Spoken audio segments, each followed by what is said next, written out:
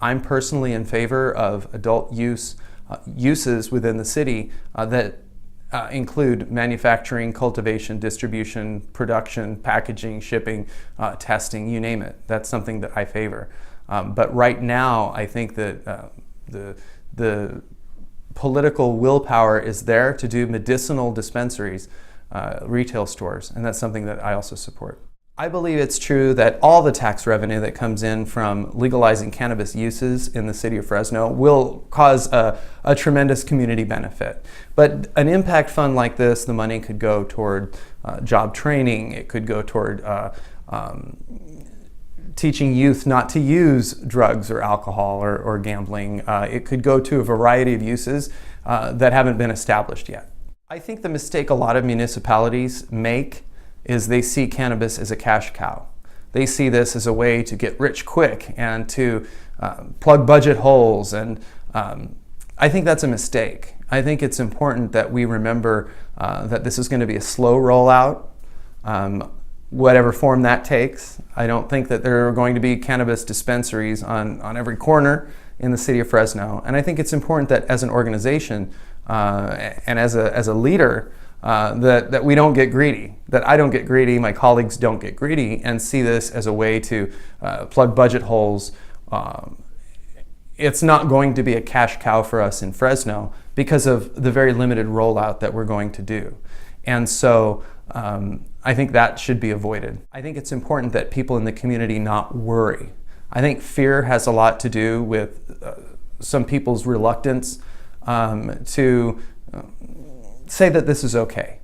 I think that what we've seen in other communities, we've learned from. I think people who are worried about this should really maintain a wait and see attitude to see how the city of Fresno does it. Because I believe that people here within this building, my council colleagues, the people in the administration are very sober-minded and individuals, and not interested in some kind of knee-jerk package of regulations that would undermine neighborhoods, undermine public safety. I think what you're going to see is going to be something that will bolster neighborhoods as well as public safety.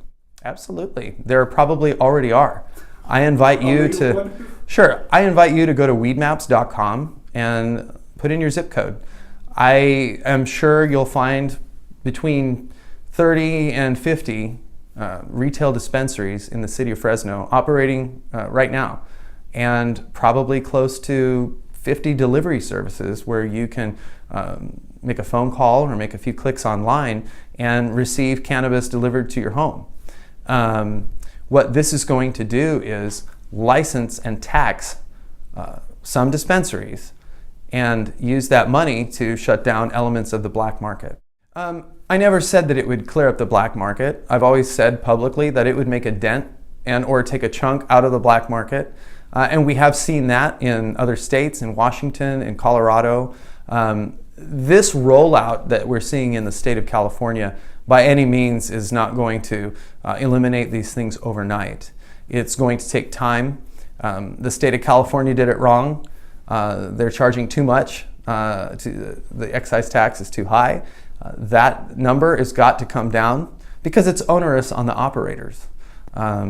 Their margin is not enough for them to make the money that they need to stay in business. So right now there's a Republican Assembly member who actually has legislation that has bipartisan support to lower that excise tax rate so that we can allow our operators here in the state of California to have a lower overhead because the taxes are too onerous.